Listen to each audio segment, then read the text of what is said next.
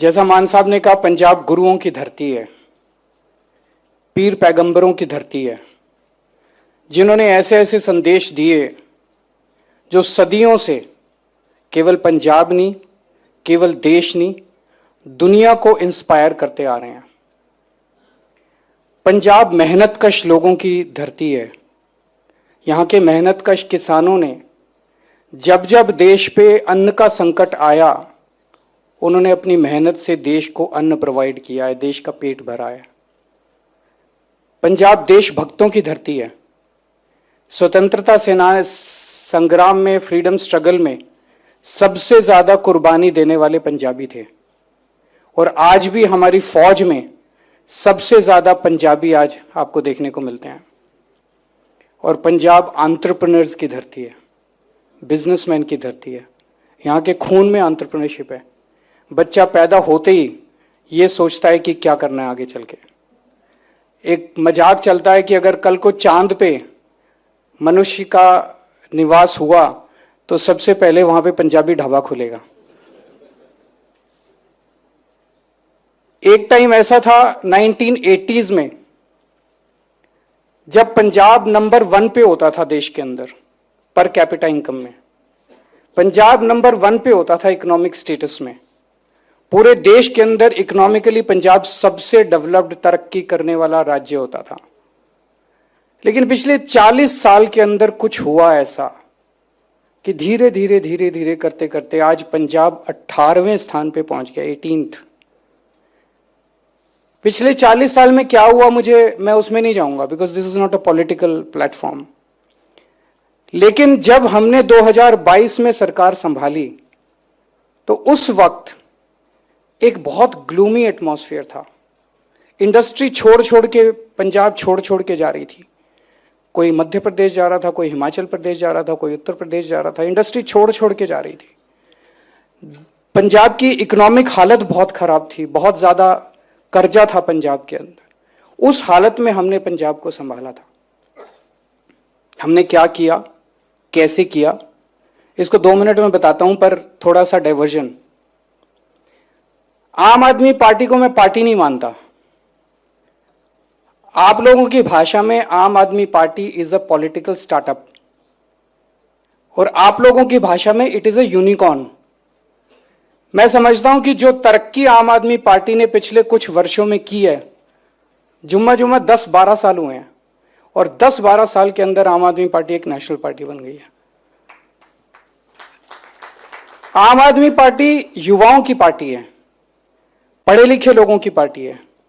हमारी पार्टी में आपको आईआईटी के इंजीनियर मिलेंगे, आपको आईआईएम के मैनेजर्स मिलेंगे, आपको चार्टर्ड अकाउंटेंट्स मिलेंगे, ऑक्सफोर्ड में पढ़े हुए लोग मिलेंगे, वकील मिलेंगे, पत्रकार मिलेंगे। पढ़े लिखे लोगों की पार्टी है। तो जब भी कोई समस्या आती है तो हम उसको एक साइंटिफिक तरह से एनालिसिस करने की कोशिश करते हैं। तो जब हमने पंजाब में सरकार संभाली और सामने अंधेरा ही अंधेरा था, तो हमने ये देखने की कोशिश की कि ऐसे बहुत सारे देश हैं जो एक वक्त भारत से बहुत पीछे होते थे और आज बड़ी तरक्की कर गए। उन देशों ने क्या किया? आप साउथ कोरिया ले लीजिए, जापान ले लीजिए, जर्मनी ले लीजिए, सिंगापुर ले लीजिए, चाइना ले लीजिए। जापान और जर्मनी सेकेंड वर्ल्ड वॉर के बाद बिल्कुल तहस नहस हो गए थे। आज कितने डेवलप्ड कंट्रीज हो गए।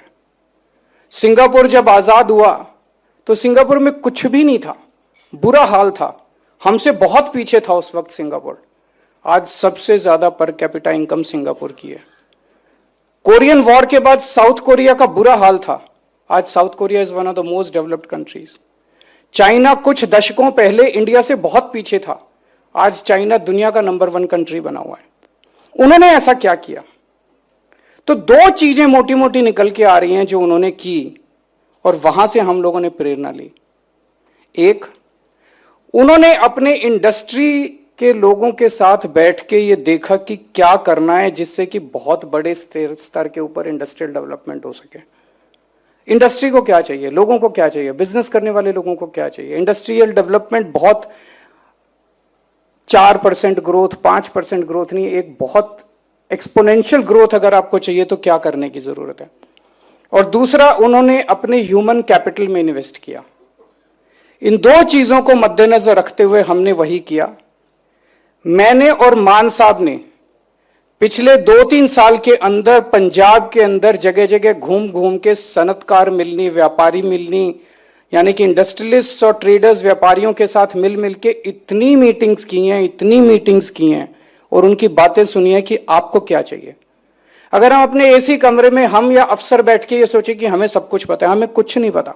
हमें नहीं पता टेक्सटाइल कैसे काम करता है, हमें नहीं पता ये हॉस्पिटैलिटी इंडस्ट्री कैसे काम करती है, हमें नहीं पता रियल एस्टेट क्या। आपकी क्या तकलीफ है, आपको क्या चाहिए। ये सारी मीटिंग्स के बाद मोटे मोटे तौर पे एक बात निकल के आई कि लोग सरकार से दुखी हैं, सरकार की इंटरफेरेंस से दुखी हैं। अगर एक ही डिमांड है कि सरकार इंटरफेयर करना बंद कर दे, हमें अपना काम करने दो, हमें अपना धंधा करने दो। 24 घंटे हम सरकार का कभी ये डिपार्टमेंट, कभी वो डिपार्टमेंट, कभी ये अप्रूवल, कभी वो अप्रूवल, कभी ये पेनल्टी, कभी ये धमकी, कभी ये इंस्पेक्टर, कभी वो इंस्पेक्टर, फंसे हुए हैं सारे हमारे व्यापारी इस तामझाम के अंदर। तो वहां से हमने प्रेरणा लेके कई सारी चीजें शुरू की। सबसे पहले हम लोगों ने पिछले साल जून 25 के अंदर फास्ट ट्रैक पंजाब पोर्टल बनाया, जिसमें फ्लैट, अगर आप कोई नई इंडस्ट्री लगाना चाहते हैं या आप एग्जिस्टिंग इंडस्ट्री को एक्सपैंड करना चाहते हैं तो फ्लैट 45 डेज के अंदर आपको अप्रूवल मिलेगा। सिंगल विंडो सिस्टम, आप वहां पे अप्लाई कीजिए, ऑनलाइन अप्लाई कीजिए, आपको किसी से मिलने की जरूरत नहीं है, कहीं जाने की जरूरत नहीं है। 45 डेज में अगर आपको अप्रूवल ना मिले तो 46वें दिन कंप्यूटर के अंदर सॉफ्टवेयर में डाल दिया, ऑटोमेटिक जनरेट हो जाता है कंप्यूटर से, आपको डीम्ड अप्रूवल, सारे डिपार्टमेंट्स की अप्रूवल मिल गई, आपको कहीं जाने की जरूरत नहीं है।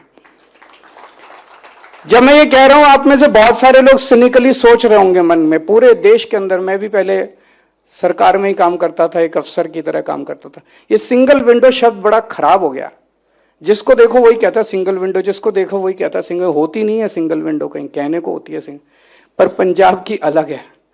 मुख्यमंत्री खुद, मान साहब खुद मॉनिटर करते हैं, संजीव अरोड़ा जी खुद मॉनिटर करते हैं एक एक प्रपोजल की। मजाल कोई प्रपोजल 45 दिन के ऊपर चला जाए, 45वें दिन के अंदर आपको अप्रूवल मिलेंगे ही मिलेंगे, चाहे बड़ी इंडस्ट्री हो चाहे छोटी इंडस्ट्री हो।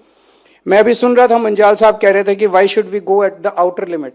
This is, I completely agree with you, why should we touch the outer limit. We should, हम 45 दिन में क्यों, हम 10 दिन में करें, हम 20 दिन में करें। एक शुरुआत हुई है मंजाल साहब, आपके सपने को भी हम पूरा करेंगे। मुझे उम्मीद है आने वाले सालों के अंदर हम 10-15 दिनों के अंदर भी इसको लेके जाएंगे। लेकिन एक जमाना ऐसा था हमारे टाइम के पहले, हमारी सरकार के पहले, कि जब तक आप चढ़ावा नहीं चढ़ाते थे किसी ना किसी मंत्री को या किसी ना किसी अफसर को, तब तक आपको अप्रूवल मिलता नहीं था। कई कई महीने, कई कई साल लग जाते थे। आप इंडस्ट्री सेटअप करना चाहते हो, आपको सिफारिश चाहिए होती थी, रिश्वत चाहिए होती थी, और उसके बावजूद भी काम नहीं होता था कई कई। अब ऐसा नहीं है, आपको किसी को पैसे देने की जरूरत नहीं है, कोई सिफारिश करने की जरूरत नहीं है, अप्लाई करो, 45वें दिन आपको मिलेगी अप्रूवल। दूसरा किया गया एमएसएमई के लिए। एमएसएमई 125 करोड़ रुपए तक का अगर आपका इन्वेस्टमेंट है, आपको किसी अप्रूवल की जरूरत नहीं है, आपको वहां पे 45 दिन की भी जरूरत नहीं है। आप अप्लाई कीजिए, 5 दिन के अंदर आपको लेटर हो जाएगा। सेल्फ सर्टिफिकेशन लेते हैं हम, एफिडेविट लेते हैं आपसे कुछ, वो एफिडेविट दीजिए, सेल्फ सर्टिफिकेशन दीजिए, 5 दिन के अंदर आप अपने ऑपरेशंस चालू कर सकते हैं। मुझे लगता है पूरे देश के अंदर इस तरह की सुविधा किसी के पास नहीं है। इस तरह के अप्रूवल्स, डीम्ड अप्रूवल्स आपको किसी भी देश के अंदर कहीं नहीं मिलते। इसके बाद हमने ह्यूमन कैपिटल में इन्वेस्ट करना चालू किया, क्योंकि अगर आपके पास पढ़े लिखे लोग नहीं होंगे, स्वस्थ लोग नहीं होंगे, हेल्दी लोग नहीं होंगे, इंडस्ट्री चलाएगा कौन, इंडस्ट्री चलेगी कैसे। जैसा मैंने कहा, बाकी सारी कंट्रीज को जब हमने स्टडी किया तो हमने ये देखा कि उन्होंने सबसे ज्यादा, जापान ने, जर्मनी ने, सिंगापुर ने, मैंने ली कुआं यू की किताब पढ़ी है, उन्होंने सबने सबसे ज्यादा इन्वेस्ट अपने हेल्थ और एजुकेशन में किया। वही हमने पंजाब के अंदर, पहले हमने दिल्ली में किया, पंजाब के अंदर इन्वेस्ट करना चालू किया। आज मुझे बेहद खुशी है ये कहते हुए कि सेंट्रल गवर्नमेंट ने एक स्टडी करवाई है, हमने नहीं की, सेंट्रल गवर्नमेंट की स्टडी है, सारे स्टेट्स की। जब हमने सरकार संभाली थी, पंजाब शिक्षा के क्षेत्र में 18वें नंबर पे था। पिछले साल पंजाब शिक्षा के क्षेत्र में नंबर 1 पे आया पूरे देश के अंदर। Just in 3 years, last year, just in 3 years, we are at number 1 position in education. आज हमारे सरकारी स्कूलों के पंजाब के बच्चे, जिनको पहले बेचारों को यह नहीं पता था जेई होता क्या है, उनको यह नहीं पता नीट होता क्या है, उनको पेपर पता नहीं थे, आज सरकारी स्कूलों के पिछले साल 300 सरकारी स्कूलों के बच्चों ने जेई पास किया है, 800 सरकारी स्कूलों के बच्चों ने नीट पास किया है। आज हमारे सरकारी स्कूलों के टीचर्स को फिनलैंड, सिंगापुर, कनाडा ट्रेनिंग के लिए भेजा जा रहा है, और एक पूरे माहौल के अंदर एक बहुत पॉजिटिविटी है कि बच्चों को भी लग रहा है कि हमें अच्छी शिक्षा मिल रही है। हेल्थ के क्षेत्र में भी पहले अगर किसी के घर में कोई गरीब आदमी और बीमार हो जाए, आप सुनते होंगे पहले किसान कितनी खुदकुशी करते थे, और एक बहुत बड़ा कारण किसानों की खुदकुशी का था, घर में कोई बीमार हो गया, लोन लेना पड़ गया, लोन वापस नहीं कर पाया, उसने खुदकुशी कर ली। अब अगर कोई बीमार होता है तो उसे खुदकुशी करने की जरूरत नहीं है, सरकारी अस्पताल बहुत अच्छे कर दिए। और अभी जो 10 लाख रुपए की स्कीम आई है, आप सबसे बड़े से बड़े मैक्स, फोर्टिस, जितने भी बड़े बड़े हॉस्पिटल आप इमेजिन कर सकते हैं, वहां पे एक गरीब किसान और गरीब मजदूर को 10 लाख रुपए तक का फ्री इलाज, चाहे कोई भी बीमारी हो उसका इलाज फ्री होता है। इस तरह का यूनिवर्सल हेल्थ केयर, यूनिवर्सल सुरक्षा चक्र आपको कहीं देखने को कहीं भी नहीं मिलेगा। और इन सब का नतीजा आना चालू हुआ, जो अभी संजीव अरोड़ा जी ने कहा, पिछले 4 साल में 1.5 लाख करोड़ रुपए की इन्वेस्टमेंट पंजाब में आई है। और ये मैं एमओयूज की बात नहीं कर रहा, 1.5 लाख करोड़ रुपए की इन्वेस्टमेंट जो शुरू हो गई है, जमीन खरीद ली गई है, प्रोजेक्ट्स आर ऑन ग्राउंड शुरू हो चुकी है, जिससे 5.5 लाख नौकरियां जनरेट होंगी हमारे बच्चों के लिए। और आने वाले समय के लिए और भी बहुत इंप्रेसिव टारगेट्स रखे गए हैं। अब एक विचार मैं अंत में आप लोगों के सामने छोड़ के जाना चाहता हूं, जो मुझे बहुत ट्रबल करता है। हमारा देश, मैं समझता हूं, बहुत महान देश है, बहुत पुराना देश है। हमारे देश को, जैसे भी मान साहब ने कहा, भगवान ने क्या नहीं दिया, सब कुछ दिया भगवान ने। मैं हमेशा कहता हूं कि जब भगवान ने पृथ्वी बनाई तो सबसे संपन्न और सबसे खूबसूरत देश उसने भारतवर्ष को बनाया। हमें पहाड़ दिए, हमें सारी जड़ी बूटियां दी, नदियां दी, सारे खनिज पदार्थ दिए, आयरन और ये वो कोयला, क्या नहीं दिया भगवान ने, कोई कसर नहीं छोड़ी हमें देने के लिए। और जब भगवान ने इंसान बनाया तो सबसे इंटेलिजेंट इंसान उसने भारत में बनाए। हमारे लोग सबसे इंटेलिजेंट हैं, जहां दुनिया में जाते हैं वहीं हमारे लोग राज करते हैं। दुनिया के ग्लोबल सीईओज उठा के देख लीजिए, माइक्रोसॉफ्ट का सीईओ इंडियन, अल्फाबेट का सीईओ इंडियन, आईबीएम का सीईओ इंडियन, एडोब का सीईओ इंडियन, चैनल का सीईओ इंडियन, नोवार्टिस का सीईओ इंडियन, पालो अल्टो का सीईओ इंडियन। और यहां जितने बैठे हुए हैं ये हमारे देश को नाम रोशन कर रहे हैं हमारी पूरी दुनिया के अंदर। तो भगवान ने हमें सब कुछ दिया, टैलेंट दिया, सारे रिसोर्सेज दिए। मुझे गर्व है अपने देश के ऊपर, और मुझे गर्व है अपने देश के लोगों के ऊपर। लेकिन मुझे बेहद दुख होता है जब हम चाइना से खिलौने इंपोर्ट करते हैं। मैं पढ़ रहा था चाइना से हम क्या क्या इंपोर्ट करते हैं, आपको भी जान के ताज्जुब होगा। आज मैं सुबह बात कर रहा था किसी और से, प्लास्टिक की बाल्टियां इंपोर्ट करते हैं हम चाइना से, सारी स्टेशनरी इंपोर्ट करते हैं चाइना से, रसोई में जो डिब्बे रखते हैं ना, जिसमें मसाले रखते हैं, वो डिब्बे प्लास्टिक के हम चाइना से इंपोर्ट करते हैं। एलईडी बल्ब इंपोर्ट करते हैं, डेकोरेटिव लाइट्स इंपोर्ट करते हैं, इलेक्ट्रिक केटल्स इंपोर्ट करते हैं, तारे इंपोर्ट करते हैं, मोबाइल फोन चार्जर इंपोर्ट करते हैं, अलार्म क्लॉक इंपोर्ट करते हैं, प्लास्टिक के खिलौने इंपोर्ट करते हैं, बैटरी के खिलौने, लक्ष्मी गणेश जो पूजा करते हैं हम दिवाली के मौके पे, वो भी इंपोर्ट करते हैं। बहुत लंबी लिस्ट है। रावण मेघनाथ कुंभकर्ण जो, ये हम खुद नहीं बना सकते क्या?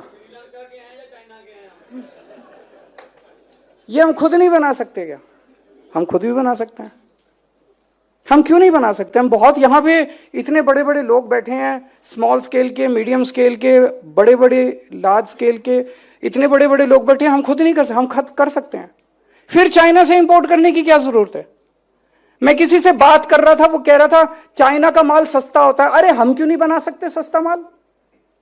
पंजाबियों को देके देखो, जुगाड़ टेक्नोलॉजी से उनसे सस्ता ना बना के चाइना में इंपोर्ट ना कर दें तो।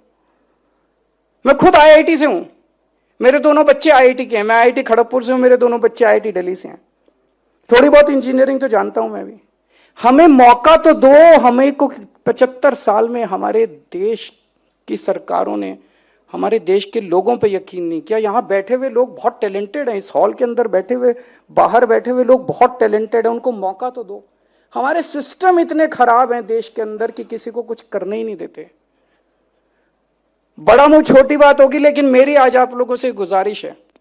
अभी बातचीत चल रही थी कि हमें देश में नंबर 1 बनना है, हमें चाइना को हराना है, वो हमारा टारगेट होना चाहिए। तेजाब पिक्चर आई थी एक, माधुरी दीक्षित और अनिल कपूर की, उसमें एक गाना था, इसको हराया तो क्या किया, उसको हराया तो क्या किया, दारा सिंह को हराओ तो जाने। मतलब ऐरे गैरों को हराया तो क्या किया, दारा सिंह को हराओ तो जाने। मैं आज आप लोगों को ऑफर कर रहा हूं, और मान साहब इसमें मेरे साथ हैं, पूरी पंजाब सरकार मेरे साथ है। आप हमें बताओ कि चाइना को हराने के लिए आपको क्या चाहिए, हम पंजाब में आपको वो सब प्रोवाइड करके देंगे। और ये बात केवल प्रॉफिट की नहीं है, मेरा खून खौल उठता है जब मैं देखता हूं कि प्लास्टिक की बाल्टियां हम चाइना से 75 साल आजादी के बाद हम प्लास्टिक की बाल्टियां नहीं बना सकते, हम फोन चार्जर नहीं बना सकते, हम अपने लक्ष्मी गणेश नहीं बना सकते। 75 साल में हम ये भी नहीं कर पाए, तो ये देशभक्ति की बात है, देश के लिए करना है आप लोगों को। आप हमें बताओ कि आप चाइना को एक्सपोर्ट करना चालू करो, ये सारी चीजें, उनके जो भी भगवान हैं यहां से जाने चाहिए, अब उनके भगवान। हम आपको वो एनवायरनमेंट देंगे, और ये खोखली प्रॉमिस नहीं है। आपने देख लिया केजरीवाल ने जो गारंटी पिछले चुनाव के पहले करी थी, लास्ट गारंटी पूरी कर दी। आज ये गारंटी आप सब लोगों के सामने करके जा रहा हूं। अगर आप हमें बताते हैं, आप हमें गाइड कीजिए, हम वो सारी चीजें आपको देंगे।